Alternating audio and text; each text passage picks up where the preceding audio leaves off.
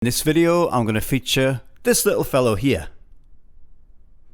So this little fella on the end of my pinky here is called the Lebayle LR III, and it's a nice solid built metal soprano mouthpiece. Inside there it has like a little baffle. So looking at the chamber, I would say it was more like a medium plus. Sounds like I'm describing a curry, doesn't it? And every time I talk about saxophone gear, I somehow bring it round to food.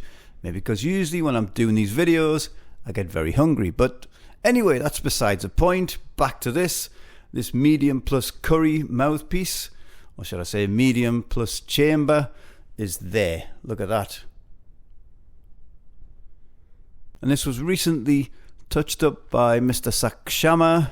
Check him out. If you don't know who he is, I'll leave a link to his mouthpieces and his work in the description below. Check out what he does, because he's just done this and it's turned out really well.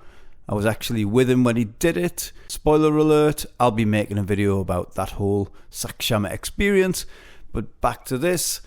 If you look at the size of this thing for a soprano mouthpiece, it looks quite big and chunky. In fact, it's quite substantial. So much so that the ligature I used is a Selmer 402, and that's the same one I use on my tenor mouthpiece.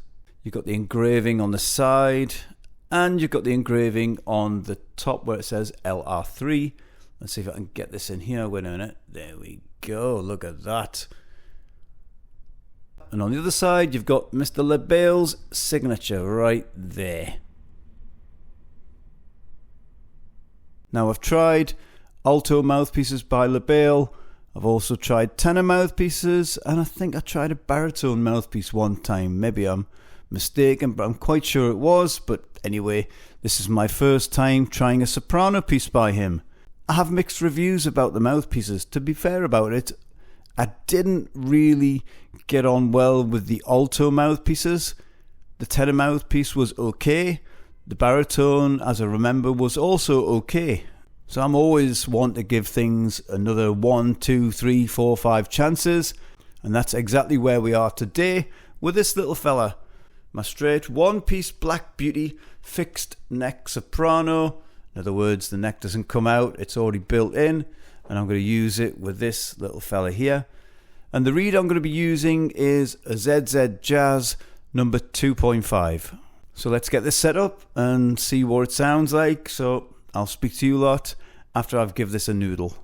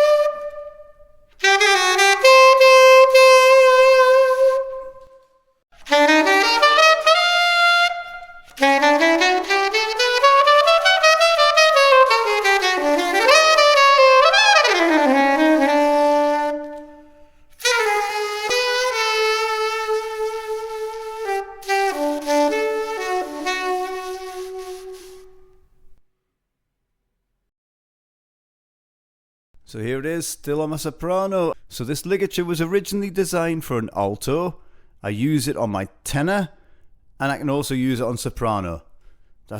Wow, that's incredible.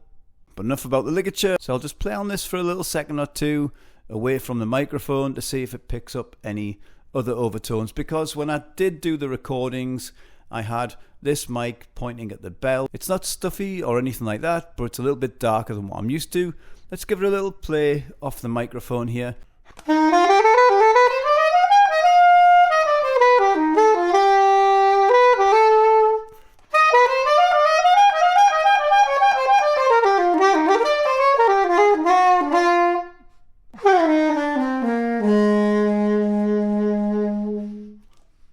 And this mouthpiece seems to add more of a weight behind the sound. If you understand what I mean, it adds a bit more oomph and a bit more roundness.